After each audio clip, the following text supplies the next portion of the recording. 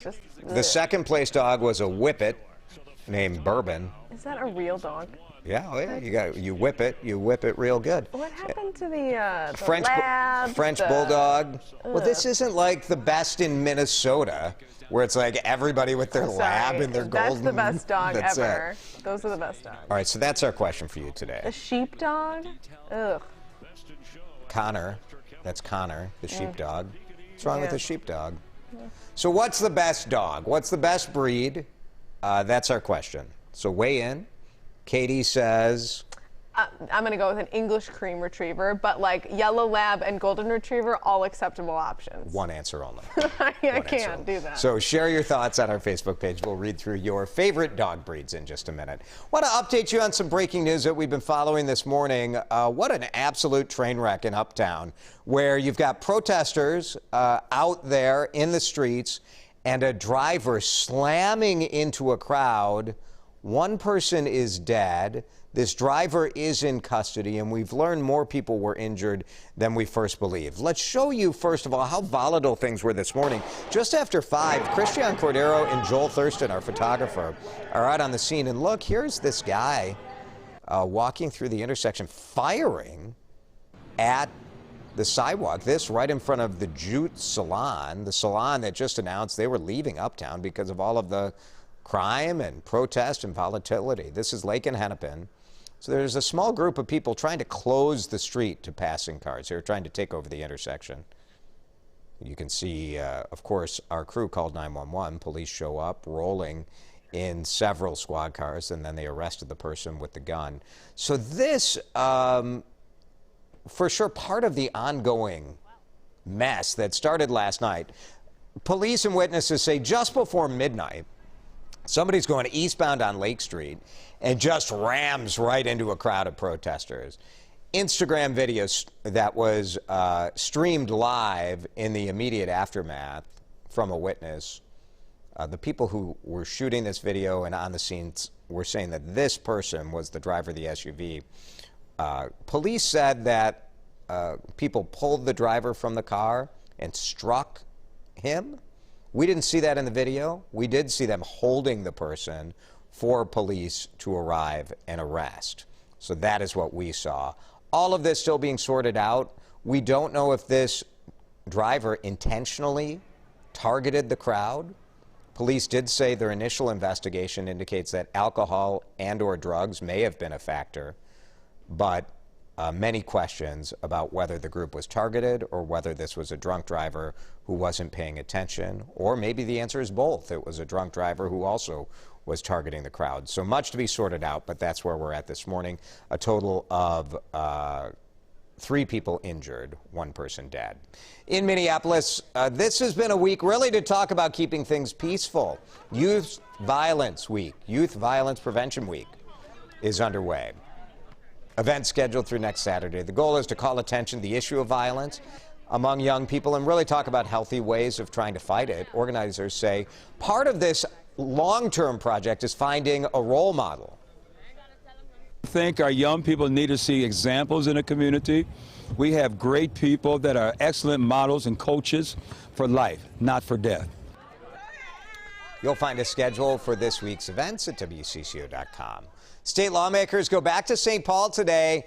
It's another special session. We do it every year. We do it every time because we don't get any work done during the regular. Well, we get some, but not enough. 2 reasons for the special session. 1, Governor Tim Walz needs lawmakers to authorize an extension of his emergency pandemic powers. That's been very controversial.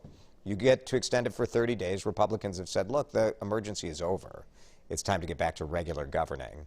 And the governor has said, I need these emergency powers to kind of run the vaccination program and the statewide COVID testing program. The other issue is the budget. 2-year budget needs to be passed or the government will shut down on July 1st. This is new in Minneapolis. If you are a victim of a lower level crime, a nonviolent crime, no more calling 911. Starting today, the city wants people to call 311 for non-emergency calls. Now, the 311 line is open during the day, 7 a.m. to 7 p.m. But you also, if you're the victim of a, nonviolent theft or property crime. You can report that online as well. They're not going to send officers for this stuff, and they don't send officers right now, but this is part of the city's ongoing effort where they're trying to have alternatives to having a police response. They don't have enough officers to respond. They're working on more violent issues. So anyway, 311 is the number. That starts today.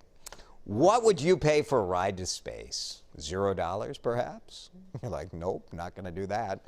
$28 million is what one bidder paid in an auction to get that last seat to a flight to space. Jeff Bezos, this is his company, Blue Origin. Bezos and 3 others taking a rocket into space. It's about a 10-minute journey. Capsule will go, I think it's 65 miles up, and that is just past the edge of what is defined as space. You get about 4 minutes of weightlessness. And then that's it. Most of this money goes to charity, a nonprofit that was founded to increase STEM opportunities for young people. $28 million. What an opportunity, though. Pretty cool. Big night for late night TV. Stephen Colbert returns to host The Late Show in front of a live audience at the Ed Sullivan Theater. It's been more than a year since that happened. All staff and crew will be tested for COVID on a regular basis. The entire audience proves that they have been vaccinated. Jon Stewart, tonight's guest, musical guest, is her. And to me, I don't know if this will pack the emotional punch that David Letterman returning to his show after the 9/11 attack.